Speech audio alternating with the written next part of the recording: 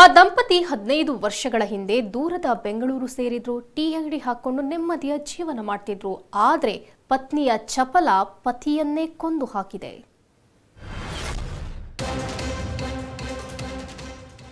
ಚಪಲಕ್ಕೆ ಬಿದ್ದವಳಿಂದ ಗಂಡನ ಕೊಲೆ. ಅದು ಡಿಸೆಂಬರ್ 29. ಸುನಂದ ಎಂಬ ಮಹಿಳೆ ಬೇತಮಂಗಲ ಪೊಲೀಸ್ ಠಾಣೆಯಲ್ಲಿ ತನ್ನ ಪತಿ ಶಂಕರ್ ರೆಡ್ಡಿ ಕಾಣೆಯಾಗಿದ್ದಾರೆಂದು ದೂರನ್ನ ನೀಡಿದ್ಲು. ಅತ್ತ ಬಾಬುರೆಡ್ಡಿ ಎಂಬಾತ ಸುನಂದ ಹಾಗೂ ಆಕೆ ಸ್ನೇಹಿತ ವೆಂಕಟೇಶ್ ಸೇರ್ಕೊಂಡು ಶಂಕರ್ ರೆಡ್ಡಿಯನ್ನ ಕೊಂದಿದ್ದಾರೆಂತ ಪ್ರತಿದೂರನ್ನ ನೀಡಿದ್ದ. ತನಿಖೆಗಿಳಿದ ಖಾಕಿಗೆ ಶಂಕರ್ ರೆಡ್ಡಿ ಬಗ್ಗೆ ಸುಳಿವು ಸಿಕ್ಕಿರಲಿಲ್ಲ. ಜೊತೆಗೆ ಸುನಂದಾಳ ಪ್ರಿಯಕರ ವೆಂಕಟೇಶ್ ಕೂಡ ನಾಪತ್ತೆಯಾಗಿದ್ದ. ಜನವರಿ 6ರಂದು ಇದ್ದಕ್ಕಿದ್ದಂತೆ ವೆಂಕಟೇಶ್ ಪೊಲೀಸರ ಕೈಗೆ ಸಿಕ್ಕಿಬಿದ್ದಿದ್ದ. ಶಂಕರ್ ರೆಡ್ಡಿ ಸುನಂದ ಬೆಂಗಳೂರು ವೈಟ್ ಫೀಲ್ಡ್ ನ ನಲ್ಲೂರಹಳ್ಳಿ ಬಳಿ ಟೀ ಅಂಗಡಿ ಇಟ್ಕೊಂಡಿದ್ರು. ಜೀವನ ತಕ್ಕ ಮಟ್ಟಿಗೆ ಸಾಕ್ತಿತ್ತು. ಆಗ ಡ್ರೈವರ್ ವೆಂಕಟೇಶ್ ಸುನಂದ ಜೊತೆಗೆ ಅಕ್ರಮ ಸಂಬಂಧವನ್ನ ಬೆಳೆಸಿದ್ದ.